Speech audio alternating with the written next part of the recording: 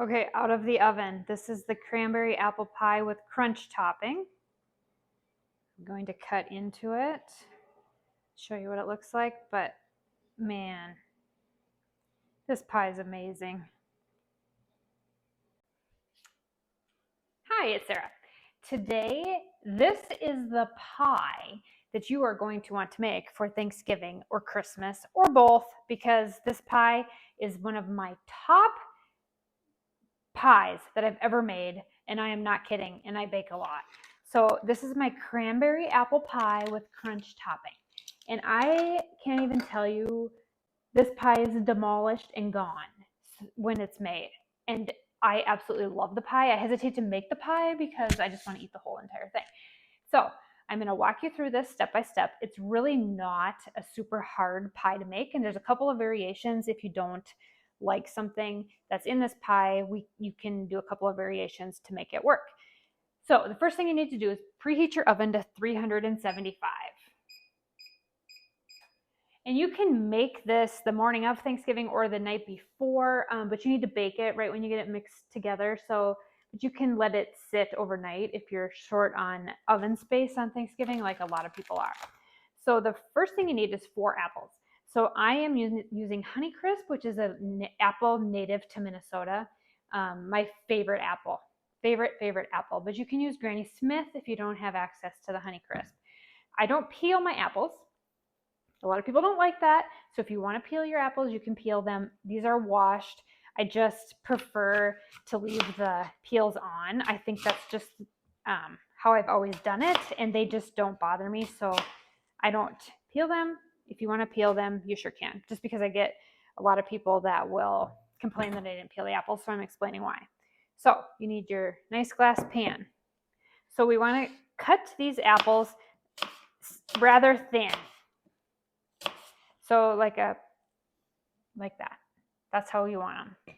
Okay. And we're going to do all 4 apples like that. And while I hate when people have to sit while I'm cutting apples because they're a little time consuming. And then I also take some of the apples and I'll cut them so they're not all long. I'll cut them in half like that. So you get kind of a variety of bigger ones and smaller ones. Now I believe this apple was formulated at the University of Minnesota, and these actually, I called it what did I call this apple? They're Sweet Tangos. I said the wrong apple name at the beginning. So Sweet Tango, if I didn't say Sweet Tango, I don't know how to go back and fix it. I'm not very good at video editing, so you kind of get what you get. Anyway, these apples are not available yet to anybody but commercial growers, but the second that they are available, I will have some of these apple trees planted on our property because they're just the best apple. Anyway, kudos to the University of Minnesota for creating such a great apple. Okay, so anyway, going back to the pie. I'm going to make sure my microphone's on. I've had so much trouble with this microphone. Yep, it's on. I bought the cheaper one thinking that it would help me out, and I've had 3 or 4 videos where it quit working halfway through the video and then there's no sound at all. So I don't know if it really saved me any money or not, to be honest with you, to go a little bit cheaper. Okay, 2 more apples to go. So this can be made with frozen or fresh cranberries. So if you're kind of wondering, so if you need to buy frozen or you want to make this when these apples, when cranberries are not in season, you sure can. Cranberries are in season right now. Cranberries are one of my favorite berries. You'll actually find 3 or 4 cranberry recipes just recently on my website and in my videos because I spend a lot of time making things with cranberries. And when you put apples and cranberries together, I mean, there's just something about the taste of those two together with a little bit of cinnamon and nutmeg. And this one has a crumble topping. I mean, like, crazy.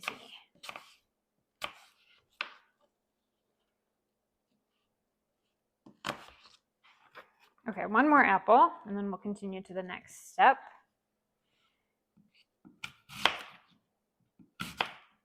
And these are pretty big size apples, so Sorry if you hear a dog snoring in the background. I got old Granny's back there, snoozing away. Probably can't see her. Nope, not through the flour. It's deer hunting opener today. And so we cannot walk outside or walk in the woods. So we're trapped pretty much in the house because the woods are full of people. Actually, it's kind of funny because the deer come to our backyard now. And I don't let anybody hunt back here. My husband hunts in a different area because they're kind of like my pets, the deer. So they're sitting in our they wait in our backyard until hunting season's over. Okay, so we've got the apples there, and then we are going to take 1.5 cups of fresh or frozen cranberries. So I've got fresh, and I'm gonna go grab my measuring for 1.5 cups. Be right back. These cranberries roll all over the place, so I gotta be careful. So 1.5 cups. So that's 1. And like I said, this pie, if I could sell this pie, and actually I do have a cottage food license, so I could sell the pies, but you'd have to come pick them up. And it'd be quite the hike to Minnesota, in the northern Minnesota. You probably wouldn't like it. All right, and now over the top of that, we are going to add 1 cup of sugar over the top of our apple and cranberry mixture. We should make some potpourri. That sounds good too. So 1 cup of sugar. So pour that around.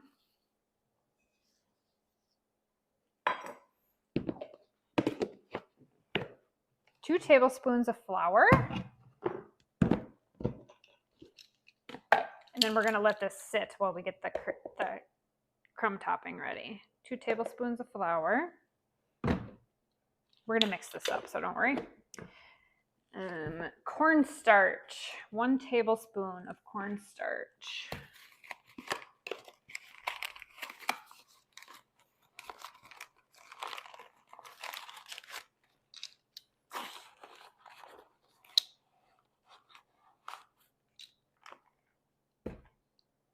Piling everything over by the sink. 1 tablespoon of cornstarch.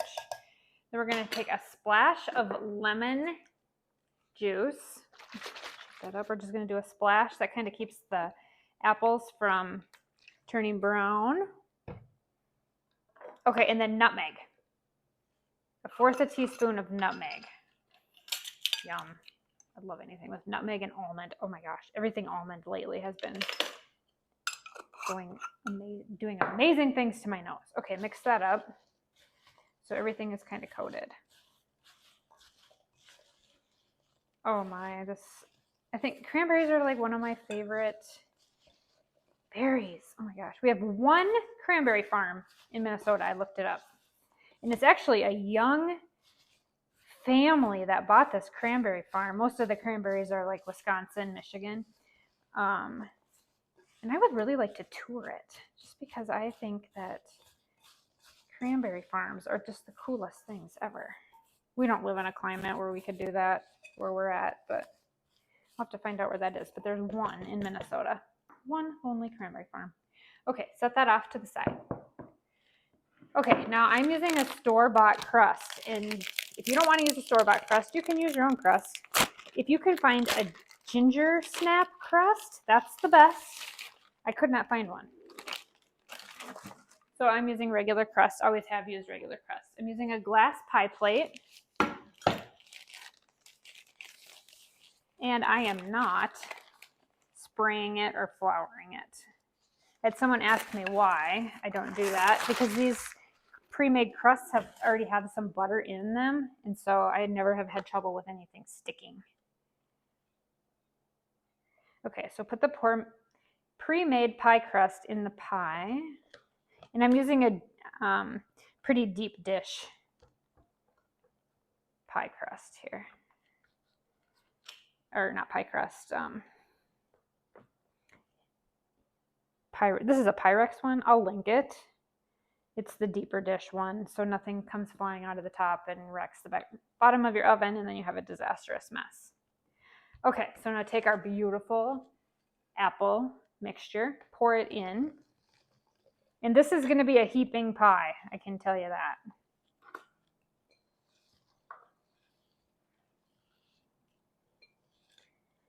This is a very full pie.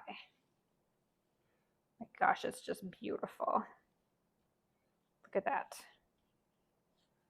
Okay, I am going to try an apple because I can't resist that nutmeg on there.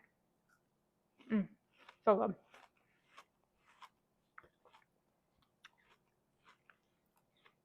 Okay, press that down like that.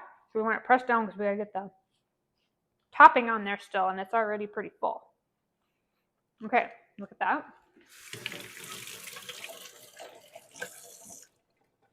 Oh my gosh, the pie is just so pretty without even the topping on it. Okay, I'm gonna set that off to the side because now we're gonna make the topping. So I'm gonna take my other Pyrex bowl, and actually this is the new vintage style Pyrex bowl. They have lids that come with them? They're awesome. I've linked them, and several people have bought them and absolutely loved them from my recommendation. So, I'm going to recommend that, and my Tavolo jar scraper spatulas. They're just amazing. I can't even explain them. These are a good stocking stuffer. All right, oatmeal. 3/4 cup of oatmeal. This is a crunch topping oatmeal.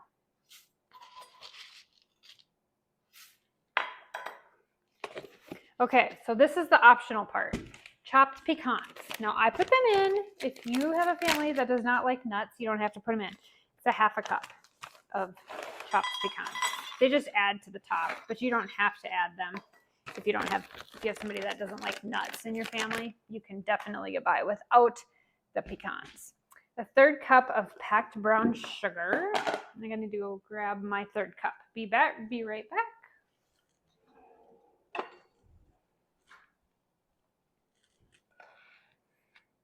And stick around because my next recipe with cranberries is a cranberry chicken thigh bake. So good. I say that a lot. So good. 1/3 cup of flour. So back to the flour. Okay, now we're going to add cinnamon, which I forgot to grab. Cinnamon, we need a 1/2 teaspoon. I'll probably make this pie for Thanksgiving again, but my husband's going to love this one. It's one of his favorites. Okay, we need 6 tablespoons of butter. So we got our butter here. I'm going to slightly melt it. 1, 2, 3, 4, 5, 6. Has anybody bought butter lately too at the grocery store? Butter has really gotten very expensive. I think I'm paying $3.99 a pound, which is almost $1 a stick for butter. Okay, I'm going to melt this in the microwave. Soften it in the microwave for 20 seconds. Okay, while that's going, I'm going to use a metal spoon for this. So you want to mix this up a little bit. If you have any big chunks of the flour or sugar, you want to make sure you get those so they're not chunky. Okay, I'm going to grab the butter.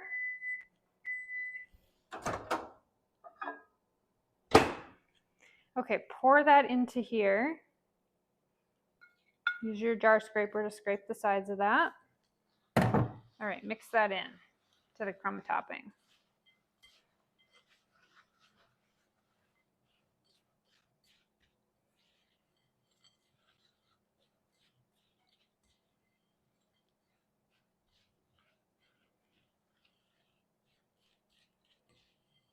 Okay, so now that we've done that, we take our pie back again. Doesn't that look so good? Like, look at that yummy pie. Oh my gosh. Okay, pour the crumble topping over the top. I need to get it over the top camera view because